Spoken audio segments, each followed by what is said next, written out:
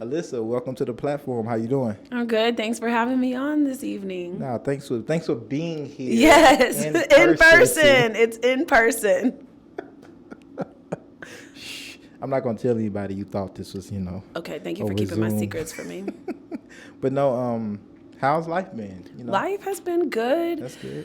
Busy for the last year or so since I've been at McNeely as the new executive director, taking a lot of time to just look at what our community needs, what the early ed platform looks like in Middle Tennessee, Davidson County, of course, specifically, but what we need to do to push it forward for all of our children to create equitable spaces. Yeah, we're going to talk about all of that, especially the equitability part. Woo! But, and you're in like a very unique part of town Yes. now, right? East Nashville. Yes. And so before we get into all of that goodness, I want to learn a little bit about like your inspiration behind getting into childcare, Absolutely. right? Absolutely. And kind of what was your kind of childhood experience Yes, like, right? yes. So my first job at 16 was in my church child care facility. I begged my mom for a job, and she told me because school was the most important thing, I could only work on the weekends, and I had to be home for dinner. Okay. So that pretty much eliminated most places. I think she was just mostly trying to make sure I didn't work, but it backfired. So I worked at the church nursery for 8 or 9 months and just fell in love with the families, with the babies that I got to see every weekend, their development, and I just really felt passionate about caring for other people. Care is the one thing we all have in common. Growing up, I was definitely a village child. I was so lucky that my mother was in the military, even though she was a single mother. Mm-hmm. I had my family all living really close. So my grandma lived on one street, my cousin lived around the corner, my uncle lived next door, and then my other uncle lived around the corner. Oh, wow. So I always had somewhere to go. You was somewhere around the corner. You always had a safe place, right? And no matter if your mom was not there, you knew who was taking care of you and that they loved you. Right. So that's really my inspiration behind what I do, especially for children of color, indigenous children, immigrant children. They don't always have that place to land, Right. and I want to make sure they know that we're always there for them. So you grew up in El Paso. Yes. And so what does El Paso look like as far as demographically?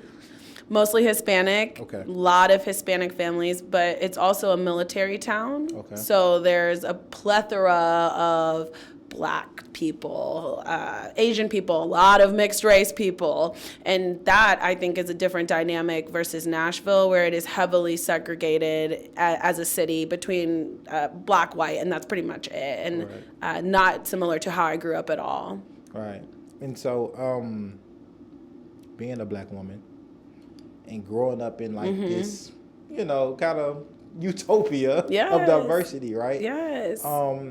How did that like affect you as you got older Yeah. and started to see like kind of like divided lines? Absolutely. Like Black folks here, white folks here, Latinx, Asian, et cetera, et cetera. Yes. I think I really noticed it more when I moved to Chicago for grad school. My undergrad is in child development, so that's all I focused on. But I knew I wasn't really done with school, and I knew I wanted to work with nonprofits at some point. So I went to Northeastern Illinois to start my graduate degree. I think they've changed it now, and it's urban studies. But that informs everything that I do with my life, and that lens allowed me to see where all the inequities are in our communities. And while I can't fix all of them, I can use my one specific job and skill to fix what I can. Right. And for me, that's for our families. Yeah. And so let's dive right onto it. Yeah. Because like I have a almost 2-year-old. Yeah. And so family is I have to have a different lens, right? Than I did almost 2.5 years ago. Right. It changes your perspective. It changes your perspective. You learn about all these things, and then you figure out like kind of what you care about when it comes to family. And then I think too, depending on how you identify, whether that's race, identity, gender, sex, and stuff, that plays a part too of like what family means to you, right? Absolutely. And so I'm always thinking about like my Black son. Yes, right? yes. And his child care and like, what does that look like? Diversity, and you know, I was born and raised in Nashville, so like diversity. What does that mean? Yeah, you know? I grew up in North Nashville, like generations of North Nashville. Right. So I'm used to like this black bubble, right? And you know, I was fortunate enough to be able to travel and you know live abroad and get some different exposure that really showed me the importance of diversity. Right. But again, we're in Nashville, and I want to get into like your work, but I want to start off with this. It's damn near impossible. Oh my gosh. As a person that has a black fiance, a black son, with a black family, to find child care providers that look like us. Absolutely. From leadership to teachers. Yep. And that is something that I see a lot of in corporate centers. That's something I've had some discussions with friends about recently that work in corporate environments that are very, please, we would love to have you here in these skills. But the reason I'm at McNeely is because my previous center, my son and one other child were the only 2 black children. I saw where I could be pouring into children that look like me, families that look like me, my family, and investing in them and saying, these are, you know, the skills that we can give you. This is something to aspire to. I love that my management team is almost all black. I love that my staff is black and Hispanic. You're not seeing that in most childcare centers in Nashville. No, you're not. They're speaking Spanish. I mean, Black History Month alone at McNeely versus anywhere else was just out of this world. Right. And our children are not going to get that unless we decide that that is important to us to invest in little people in that way. You bring up like the language, right? You know, I speak Spanish, my fiance speaks Spanish, and so we want that bilingual setting. Yes. Again, how do we find it? And that's the reality. Is it affordable? Right. And the reality is, especially in Tennessee, the childcare community of color that works in childcare is higher. The problem is that most of the leadership positions, and those like mine that were previously filled, are filled with white women. Right. And so those that are making the decisions for childcare, and more importantly, a lot of the families, because our demographics in Nashville are changing, right, they're making decisions for those people who they're not hearing, or more importantly, not in tune with. And so that is my main concern as we look at childcare and it expands in Nashville, and we even talk about some of this charter school stuff in the corporate. What does it look like to invest in the least of our children and make sure that they have what they need to be successful Nashvillians? Right. And you're at the most critical part of kids' life, right? Absolutely. People don't understand that 0 to 3, 80% of our brain development is happening. Those synapses are firing. Right. Adverse childhood experiences. We talk with our families all the time about mitigating some of those things. Some of them our families cannot help. Some of them, the poverty, but we can help our families, right, with anger management. We can help them get jobs. We can sit with them when they're going through divorce or things and know that they have that support. Right. And so tell us a little bit about like what goes on at the McNeely Center. Like what happens? Like what's a day in the life at McNeely Center? Well, my day, and it's so fun. I always tell people I like to have meetings on site because they come and they're like, oh, this just feels so good. And it does. It feels like your auntie is taking care of you. But we have chickens. We're on 5 acres in East Nashville, which people are always amazed about. We have our butterfly garden, and we have almost 200 kiddos. So, wow. Yes, it is busy. It is loud. Our kitchen staff is cooking meals all day long. Yeah. Today we had grits, collard greens. It was we good, definitely. Wow. And our teachers use the Frog Street curriculum. I don't think people realize, though, that our pre-K program is actually one of the best in the state. Really? We're in the top 1% as a nationally accredited program. Wow. I know. Our children leave us 100% kindergarten ready to read, which for children of color that already start behind is phenomenal. Right. People don't understand the work that our teachers are doing, and more importantly, that some of them are committed to 20, 30, 40 years right there at McNeely with some of the same families. Right. And that, I think, is hard to find in childcare in Nashville as well, that generational care of, okay, this one took care of my niece, 5-6 years ago. I trust these people and I feel safe here. There's so much turnover at a lot of other centers. And when 15 years, 16 years, my kitchen manager's been there 22 years. Right. Wow. They love what they do.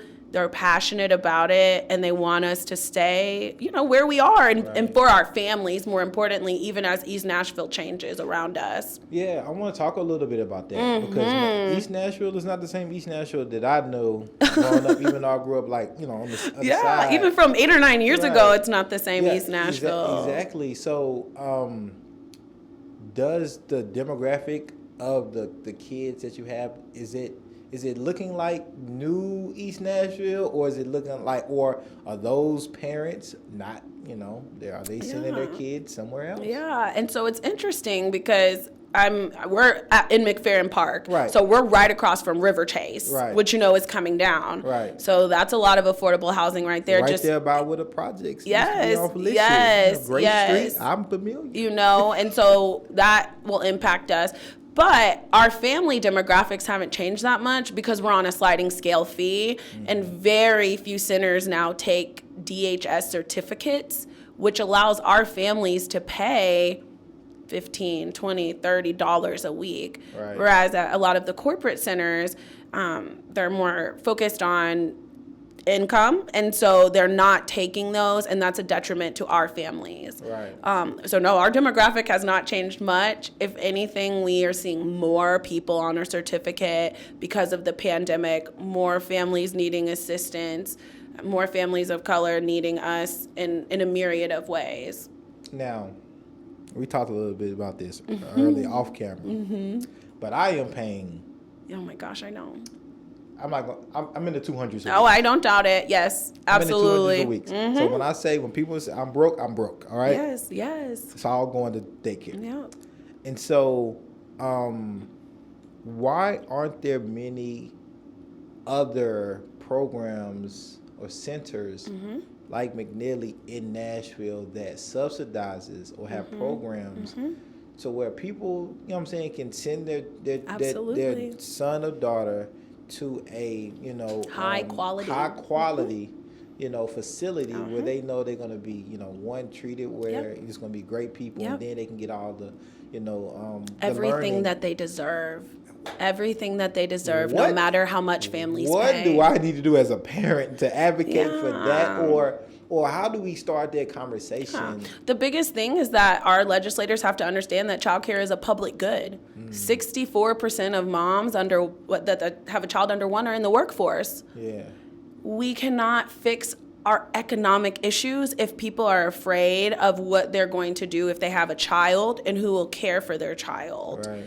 I hear you, right? I've got my own 5-year-old, and I always say, if not for this job and getting a discount, oh my gosh, it's astronomical. It's ridiculous. And it's because the state DHS rates are not high enough. It costs more for us to care for a child, right, at that high quality level that we want than the state subsidizes us for. And so it pushes providers into a tricky position like ours, where we want to care for these families and we want to remain affordable, but you still have to have some type of income, and we make sure you pay your teachers a living wage. We offer health insurance, make sure our children have quality foods, or you move only into that income area where now you've pushed families out. Right. And so now they're in this hard place of McNeely's all the way in East Nashville, but I live in Rutherford County, where we have some families driving from. Wow. Williamson and Rutherford, and what we need is more centers to say, yes, profits are important, but what is more important is the ROI on these children. Right. What we invest back into them comes back to us 13% and then more. I tell people all the time, you may not have a child yet, but all these children are going to be Nashvillians. They're going to care for us. They're going to run our city. Right. We need them to be kind, empathetic, knowledgeable humans about the world around them as it changes. Right. Another thing I think we do better than a lot of programs is our social emotional learning component, just because it is so deeply ingrained in our curriculum. I love seeing that. My own 5-year-old, the other day was getting really frustrated with Legos at home. he took a deep breath and was like, you know what? I'm going to do what Miss Cheryl does. So, so now you're hitting on something now. Don't get me started on the deep dive on the Black mental health and how we're going to change the whole entire generation. Look now, because this is a difficult conversation to have for many reasons. One, the social emotional learning thing is something that like they're talking about in high school, right? And the pandemic has brought out a lot of this. Yes. Like we don't like, okay, yeah, like school resource officers are great, but we don't need like law enforcement to be dealing with like mental health. No. Right? And so that's the conversation. Children need a soft place to land, and they have to learn how to do it before they're big and scary. Right. The reality is, you and I both have Black children. Right. At 16, no one is going to listen to either of them when they are angry and in pain and in hurt and in trauma. They will see scary. Right. They have to learn how to do it now, because that's how we have to function in the world. And I always tell, this is a conversation I have a lot with my mother, because I'm a huge mental health advocate. I'm infant mental health endorsed. I'm passionate about it. I have many, many ACEs I've worked through on my own. I have no shame in saying I go to therapy. Right. I love Black mental health. But more importantly, so many things for us are cultural because they're trauma as a people. And so looking at some of those things and saying, well, this is how we've always done it, but maybe we can do it a little better. Yeah, like showing emotion. And and I try to say this often, like just because it's culturally accepted don't mean it's intelligent. Right, right. Don't mean we gotta practice it. Right. But I wanna throw this at you. All right. I'm 31. I was born in 1990. Okay. When I was in school, right, I never experienced or witnessed or heard about classmates taking school so serious, be so mentally drained or pressured where they're hurting themselves, whether that's physically or fatally, right? That's a whole different concept that I can't wrap my head around. Absolutely. And that's because we have made a culture that is so focused on, and again, something we talk about with parents, your child is an autonomous human being.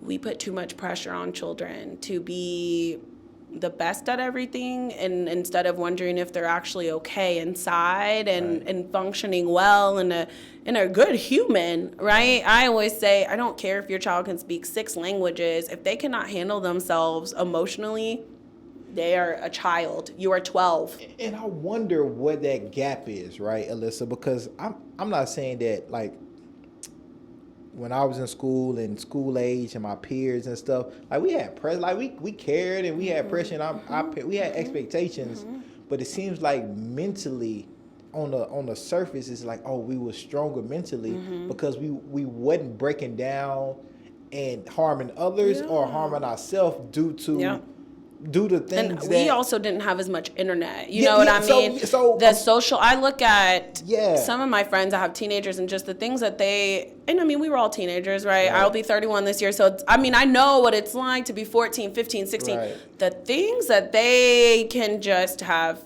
access to in the sense of comparison and, at 15, I was not able to scroll and just look at Doja Cat, Megan Thee Stallion, Kim Kardashian, and wonder. No kids didn't scroll. Yeah. Right. You know what I mean? We didn't have the opportunity to look at these things, or even if some of your peers, right? We always had those classmates that you're like, oh, they're really, great at this, or you didn't know exactly what everybody was doing all the time, and so it's created this FOMO for people, and they're so afraid of missing out on everything, that it's just not sustainable. And I think that we as parents also, the more we work on our mental health, the more it pours back into our kids or the children in general. We talk to our teachers about figuring out what sets us off. Where am I at emotionally today? Do I need an extra 20-minute break? And I think that's important for us to know as people.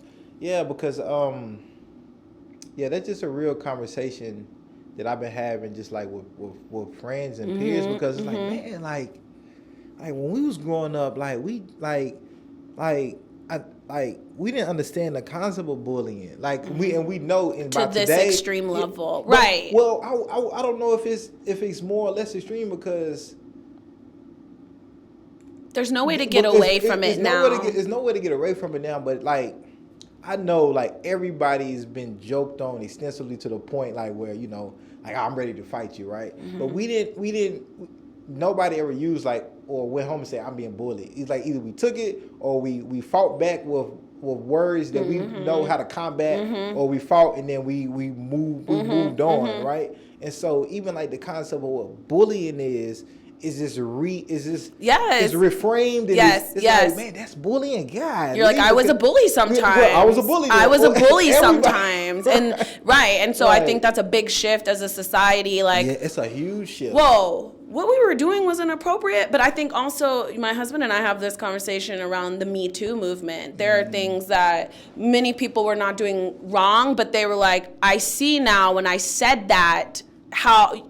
Right, just some conversations with ourselves, and right, and we all just have to reframe things. I always tell people society is always growing, always changing, right, always shifting, right? What a perfect example is what some people thought was not racism, they're finding out is extremely racist, and that's they're like, oh my gosh, I'm a racist, and it's like, well, no, you're presenting these things that are not appropriate, so let's figure out how to work on them. Right?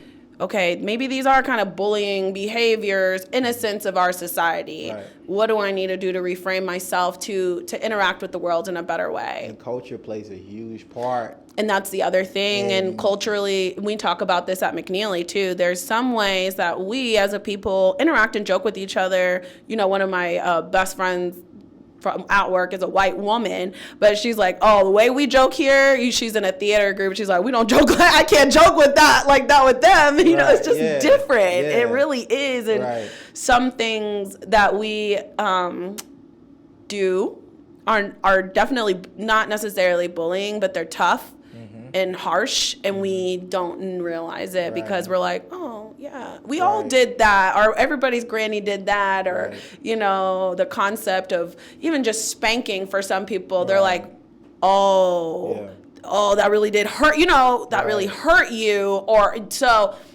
you know, I think we're always reframing, especially with little people. I want to talk and dive into, what do you see, because you're dealing with, you know, the most important foundation of kids, right? And then eventually they have to leave you, right? And go into school, kindergarten, first, second, third. Being at the very beginning, being at the first stopping point for most kids, right?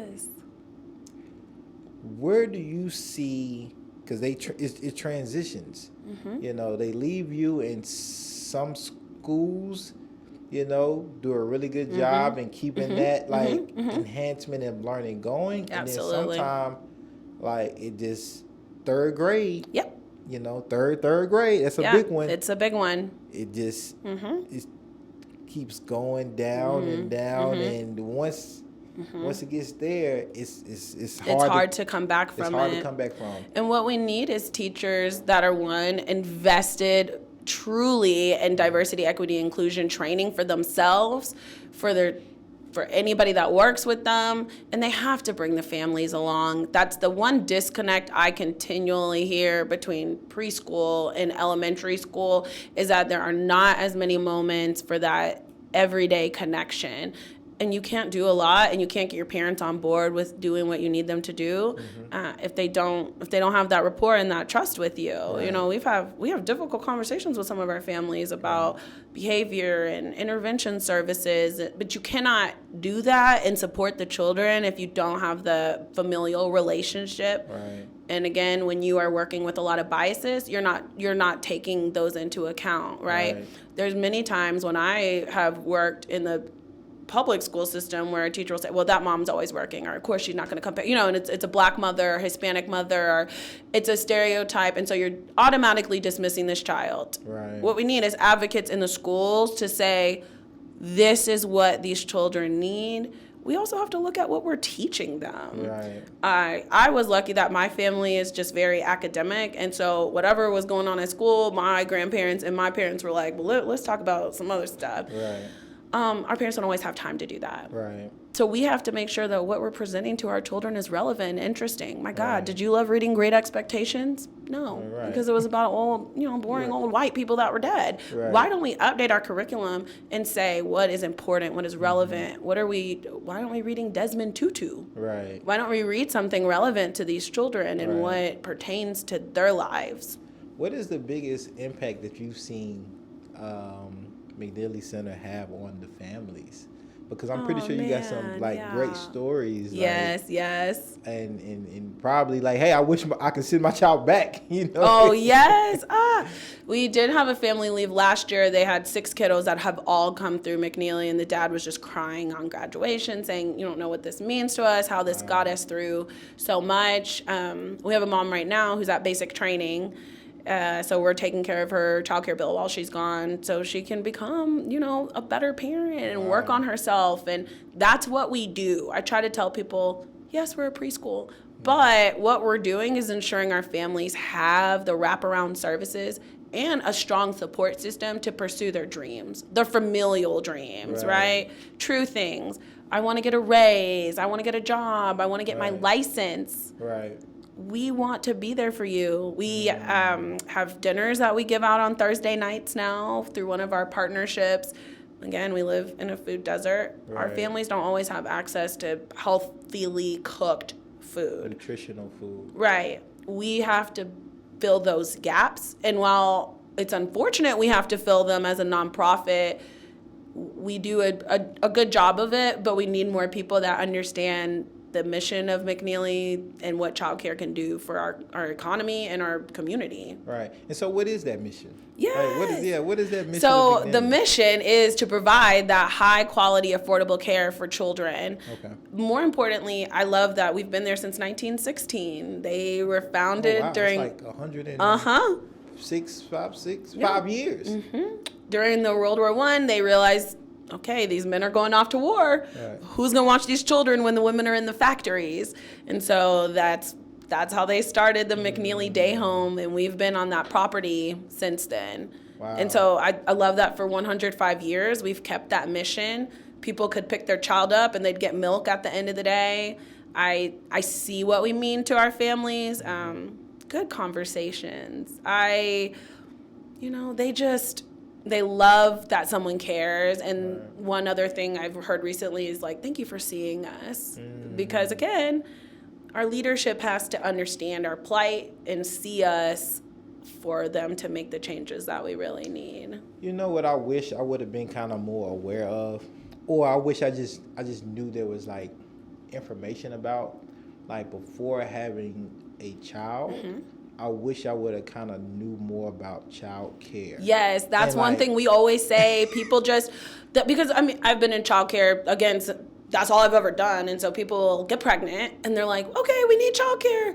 I'm like, well, we have a wait list or da-da-da. They're like, oh my gosh. Or we want to do some parenting classes because a lot of people have a baby and they're like a transplant. They don't have mom and auntie right up the street anymore. So you're kind of in this silo of figuring out how to take care of a baby, and your babies aren't supposed to be cared for alone, right? And so I love when we get new parents, because my infant teachers have been in there at 20 years and 30 years and 12. So they have all the experience. I always joke. I say, if I have another baby, I'm just gonna have the baby in here because they know everything about, and that's just, I don't understand that. If people, they don't understand what that means when you have someone else to just love on. I love that my son feels at home at McNeely. He calls one of the program directors. He says, that's my friend. And he we have foster grannies, which is my favorite thing. And those babies think those are their grannies. Yeah, I just, because I think a lot of traumas could be avoided if adults, before they became parents, went through child care training. Before you even get pregnant or get somebody pregnant. Look at this life. Understand the life understand like the necessary things that you're gonna need at certain ages. Because everyone's like, oh, you just need diapers, wipes, and a bed. Right. And you know, like I'm gonna have to do daycare, right? But you don't understand what You don't really think about it. You don't think like, okay, cool, I'm gonna do daycare. You don't think about how much daycare is gonna cost or what may be the rate at that particular time. Right. Like it's $200 and something for me this week. For me this year, but it might 3, 4, 5. It might be the minimum, maybe $300 a week. Right. Like having a kid, I don't know how much room is at Manicola Center right now. You see, and then that's where we have to come in and support our families at the governmental level and say, we support families in this way. Is that happening? Is there a child care movement? It is a part of the Build Back Better Act. Okay. But there's not a big, powerful movement at the top of the government, not even in Nashville or in Tennessee in general. I would love to see that change. I would love to see more child care providers have the subsidies that they need to either expand their programs like we would like to serve more families, right? Because our wait list is long right now for younger babies, and we would love to expand, right? Because we believe in what we do and we know we're good at it. Right. But more importantly, investing in the centers that have a high population of children of color and looking at where you can subsidize these centers more, because we already know that they need more resources. Yeah. No, I think you need to go ahead and start that movement. Like, well, I don't know what we waiting for. I would love to. I was up on the Hill last month talking to them about childcare, and I don't think people understand that parents are better parents when they have more people that they can call on. For sure. It is so stressful if you are a parent, and especially I think about the last 2 years, some of my friends had their first baby. Yeah, like me. Yes. What are you, like, oh my gosh. It's just Yeah. craziness. And then that's where we really need to pour into these families, because they're like, okay, we're really nervous and scared because we've been in a real little bubble. Right. And we have to trust these people that they know what they're doing. And for me, it just feels better to know y'all got this. Right. Like, you've been here a long time. Right. What has been some best practices you send home with families to continue that growth and learning when they're not at your center or when they're not in childcare, right? Yeah, so we use an app that we love to send advice through, tips through. We do lots of family engagement programming. Just, was it last night or the night before, they had a dealing with challenging behaviors at home. So we provided some dinner and childcare so our families could come learn from an expert what to really do. Mm-hmm. We've got a great lending library as well, so our families have those resources.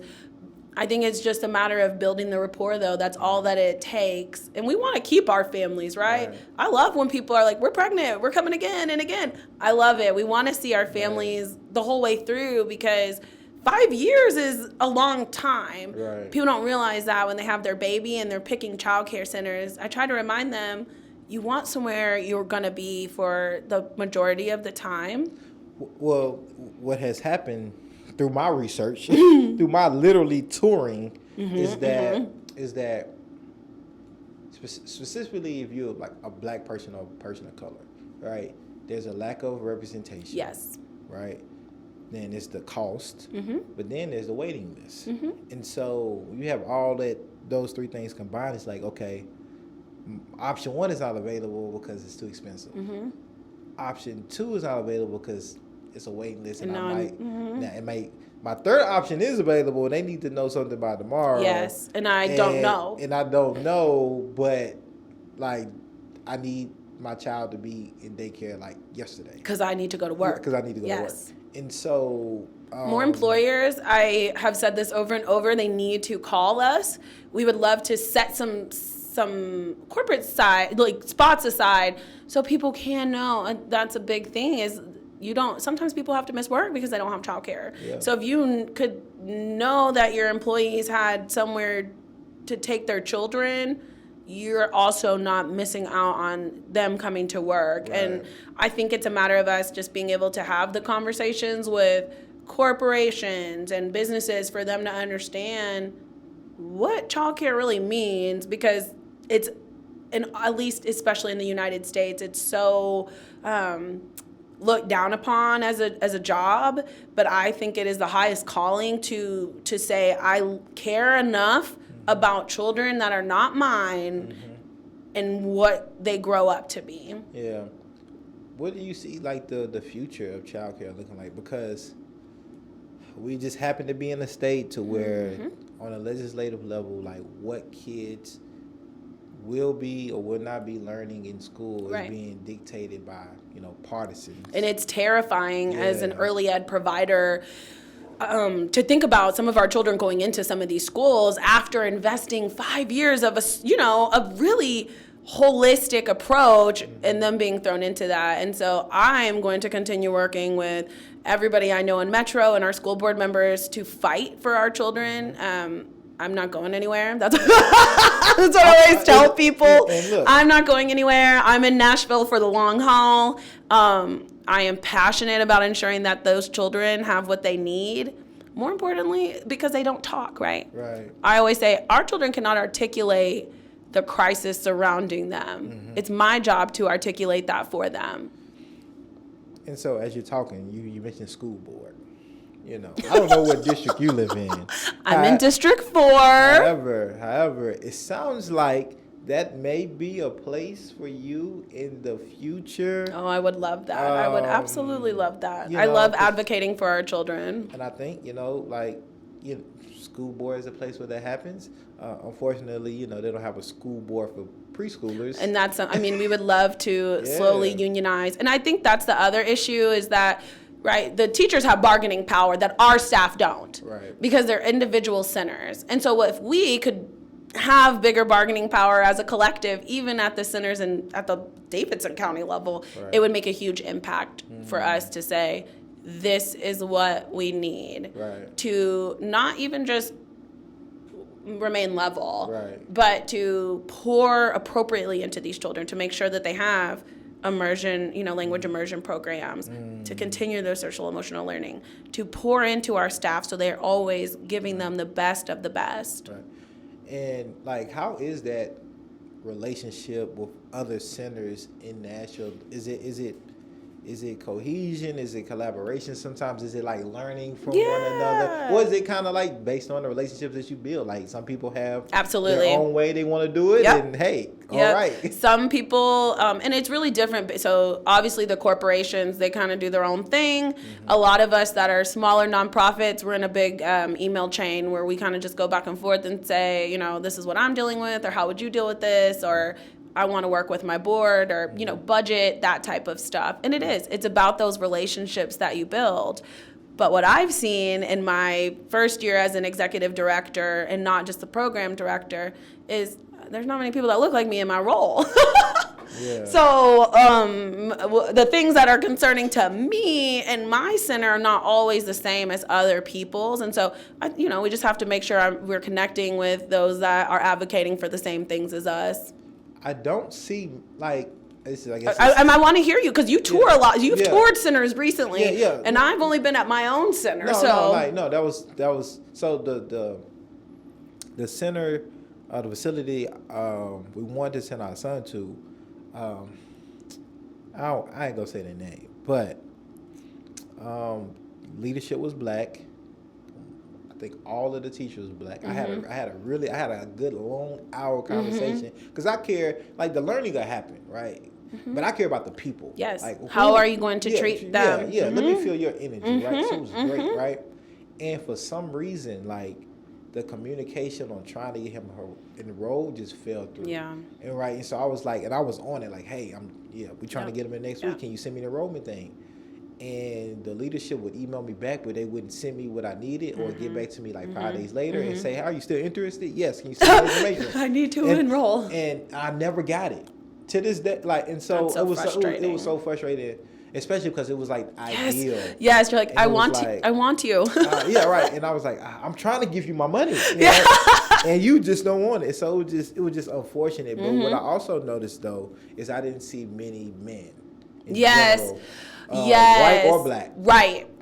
Or in any other ethnicity. I didn't see any man. So I wonder, is there space, or is that just some type of stigma? Hey man, we don't do childcare. That's a women's thing. Is that a gender role issue? It definitely is a gender role issue in the United States more specifically, but of course we're in the South, and so I think it is, and I know it's a hard concept for people, but I think it is an honor, and that these men want to care for little people because they need it. Oh my gosh, when we have one male teacher right now, but we have several male staff members, business management team and the kitchen management team, but they love them. They love them so much. We have 2 male interns this summer starting.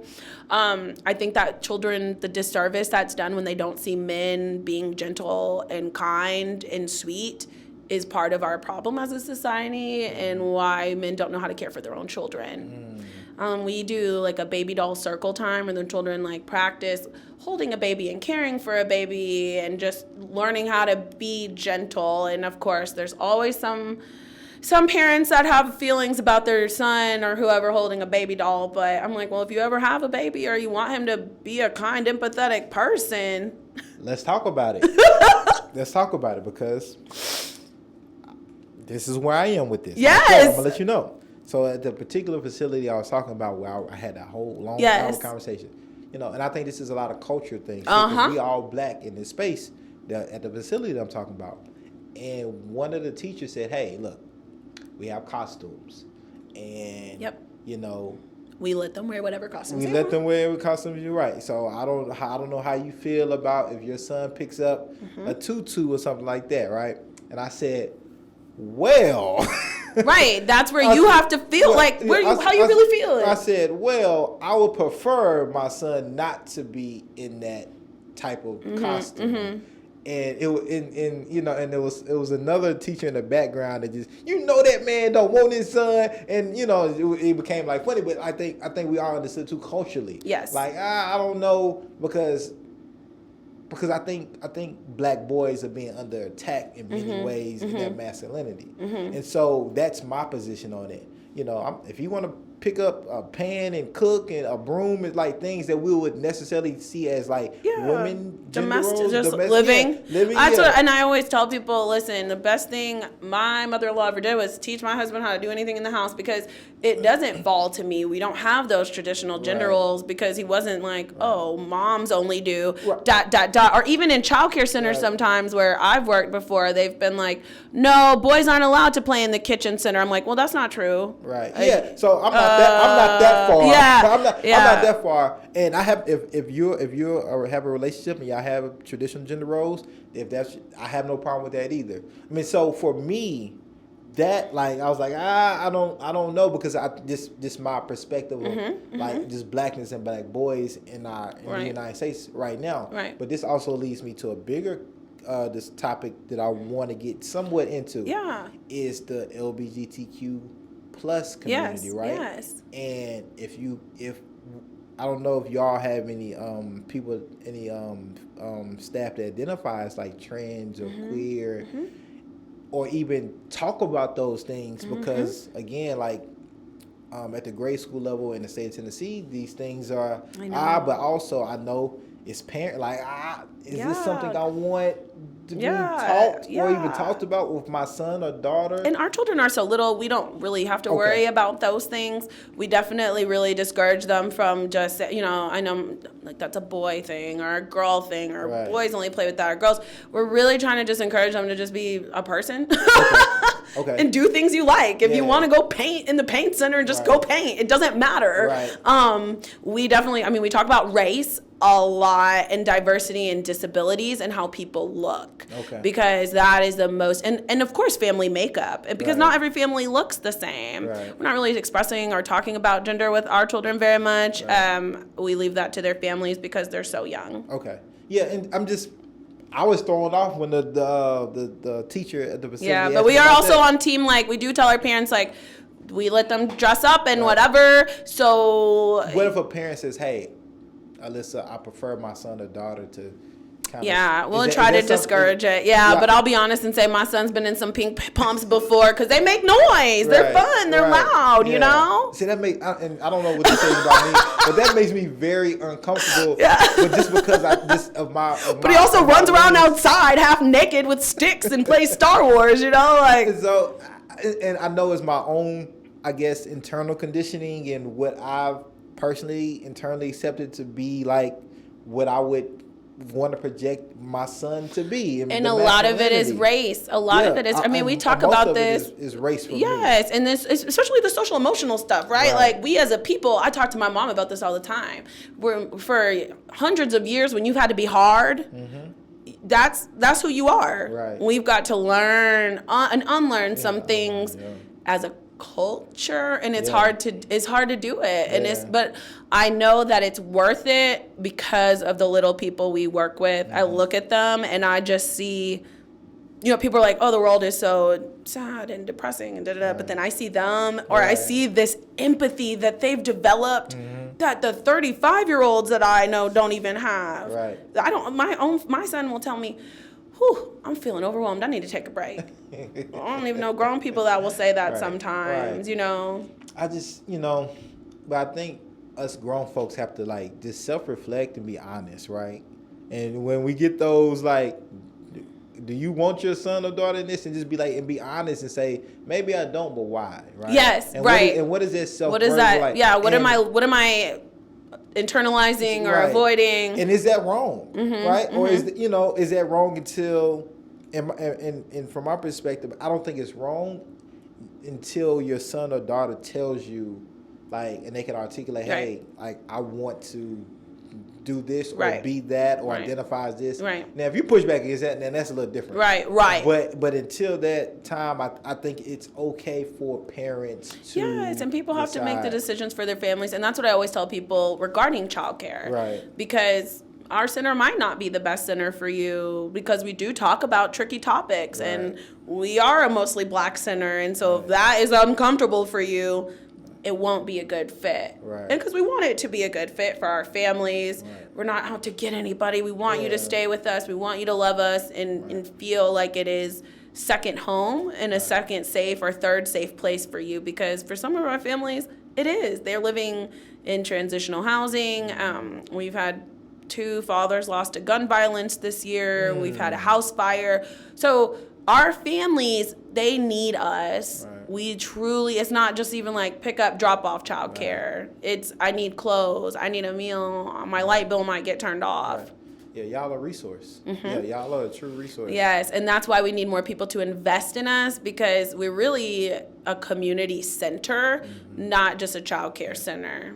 So let's talk about that. How can people support the center, whether financially, whether that's interning, volunteering, supplies? Like, how can people do that? We always need diapers and wipes. That's the biggest need for our families. I need them too. Yeah, right.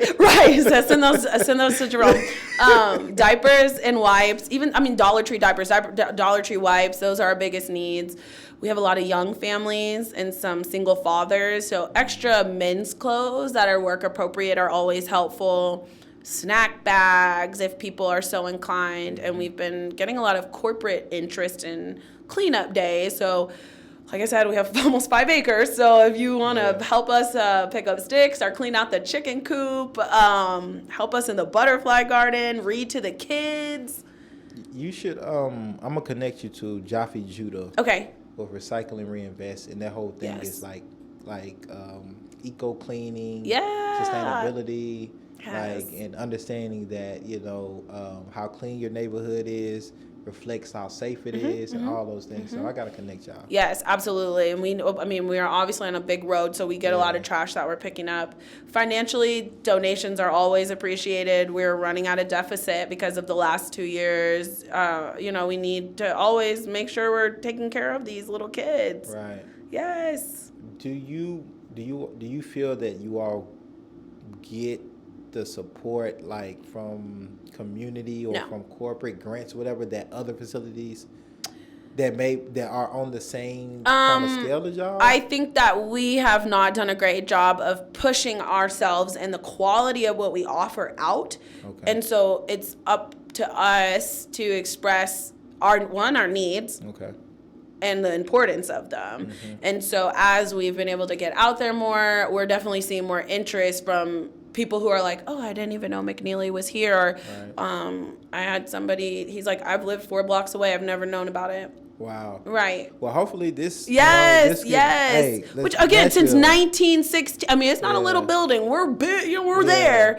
But we've not done enough to say, how awesome we are and why it's worth investing in us and keeping us where we are. Give me your flowers right now. A whole bouquet of them. Because and I think we all realize how important like childcare is, but you don't realize until you actually until you have a child. There's a different type of lens, and we should be investing into the facilities that are the foundation of our kids' lives, right? And the people who care for them. And the people that care for them, yeah. The people who love on your child. I mean, I love my teachers, what they do. I always tell our parents, like, if you could be in this room all day with 12 kids and they need, you should see some of our kids, just the emotional connection they have. Right. Some of them are just Velcro babies, just right there with their teacher all day. But like y'all are doing some like cutting edge, like learning. Yes. I want everybody to come visit us, take a tour. I want to take a tour. Please come see us. You won't want to leave for one because KK throws it down in the kitchen. Just so saying. I'm getting a meal. Tomorrow's fajita day. Just saying. What time is that? Yeah, 11:30 fajita day. But just seeing our kids is so. I could be having a really stressful day, and I just need to go in a classroom and hold a baby or. We were dancing to the Encanto soundtrack with some of the 4-year-olds earlier, and I'm like, this is why we do what we do. Right. Some of our children, they don't have a lot of people who care about them in their lives, and they know that they can come here and be safe. Well, Alyssa, you're a special person. Thank you. Your energy, your spirit, and your passion is just special. And I can feel it radiating here, and I know it's going to come off when people are watching and listening to this. Yeah, I'm excited. So, I appreciate your time, and I want to give you the last word is anything that, whether it's people reaching out to you or there's anything that we didn't really talk about or get to touch on that you want to just put out there for people to just know and just take with them. Yes. We have the big payback coming up, and so that's an easy way to invest in us on May 5th. But more importantly, I want people to know that children will continue to be born, and so are we going to decide as a society to invest in them or not? Cool. Yeah. Alyssa, thank you so much. Thank you for having me. Yeah, I got to bring you back because there's always something going on around childcare. Oh, yeah. So, for sure. Oh, yeah. All right. Thank you. You're welcome.